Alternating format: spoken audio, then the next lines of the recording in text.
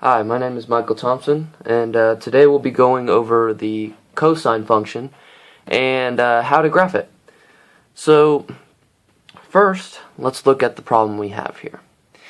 I don't know if you can see it very well. I'm sorry about that, but it's going to say y equals 2 cosine, parentheses, 2x minus pi, close parentheses, plus 1. So, just first start, we should find our a, b, h, and k values. So how do we do that? So first, let's look at it like this.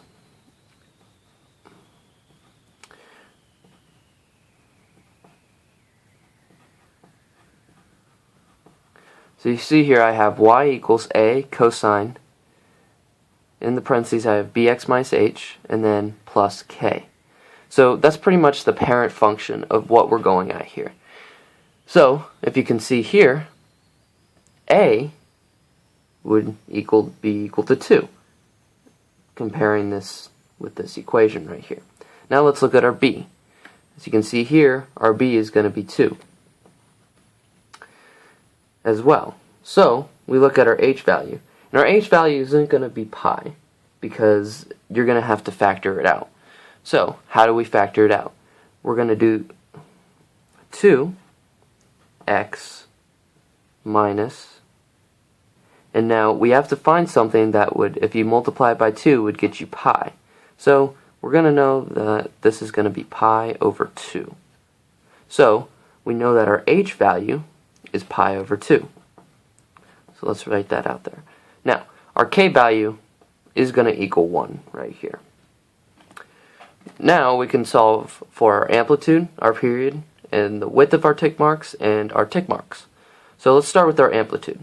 So we know that our amplitude is the absolute value of a. So that's just going to be 2. Now our period, our equation for our period is going to be 2 pi over b. So just plug in b for the bottom and you have 2 pi over 2, which would end up giving you pi.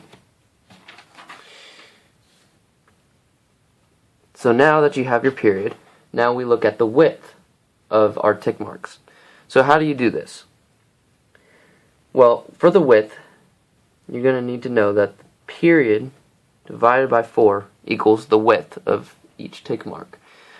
So you look at here and you say that pi over 4 would be our width. So after you have your width, now we're going to find our first tick mark. Since we have a horizontal translation or shift, however you call it. Actually, let's put that right here. Horizontal shift. This can also be known as our phase shift. Phase shift. Right here. And, that's just, they'll say that, in the problems that they give you, that it's going to be a phase shift. And if you hear that, you're going to know that that's going to be your h value. So you're going to put your h value as your first tick mark, which you have right here, which is pi over 2, right? So that will be your first tick mark. And then you look at your second tick mark, and you're going to use this first part plus the width of your tick mark. So you're going to do pi over 2 plus pi over 4. Which ends up getting you 3 pi over 4. Your third tick mark would be the same thing, or you just extend it, 3 pi over 4 plus pi over 4, which ends up giving you pi. And then you go fourth, it would be 5 pi over 4 and 3 pi over 2. And this can go so on and so on. I mean, cosine function goes on forever. So now that you have that, you're going to be looking at graphing it, now that you have all your essentials. So, I'm going to first start by drawing our y-axis and our x-axis right here. Now that you've drawn that, now you have to look at what affects your y values. So what does affect your y values? So we know that a and k are going to affect our y values here. So the way you would draw this is, you know that your k value is +1. So you got to know that your vertical, this is a vertical shift,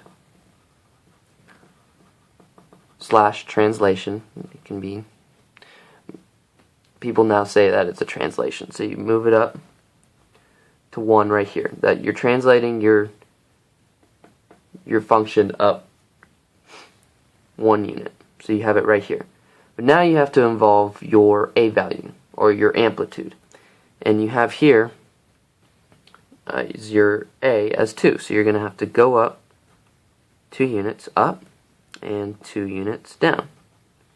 So I just usually do the range. So I have a 4 and I have a -1. So now that you have your y values, then you can start involving your tick marks. So you know you're having a width of pi/4, and your period is going to be at pi. So that your period is how long it takes for it to complete one cycle, 1 unit circle. Or one, I'm sorry, not unit circle, just 1 cycle of the function. So we can draw our tick marks here, and we're going to know this is pi/4. This is going to be pi/2, 3 pi/4,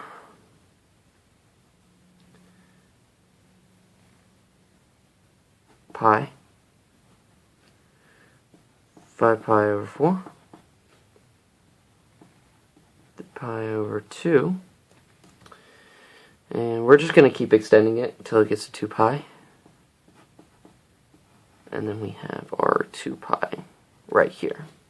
So now that you have your tick marks and you've set it out equally, now you can start drawing your graph.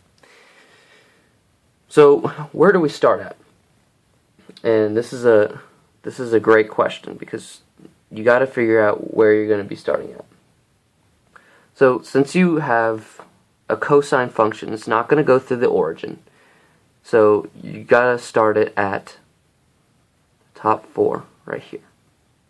And you know that whenever, since you moved it up 1 unit, this is where it's gonna, this is pretty much technically the origin. You can claim that as the origin now, or as x = 0. So you go down to your first tick mark, and you go down like that, and then you would go to your minimum value, which is -1, to pi/2, and you'd have right there. And then you would go back up to your y = 1 and do it off the next tick mark. And you can continuously do this throughout the whole entire graph. So your ending function, now it's kind of like you connect the dots. And this would be your function, cosine function, on the graph right here. And remember, this can go on forever, but this is just showing the major part of the cosine function.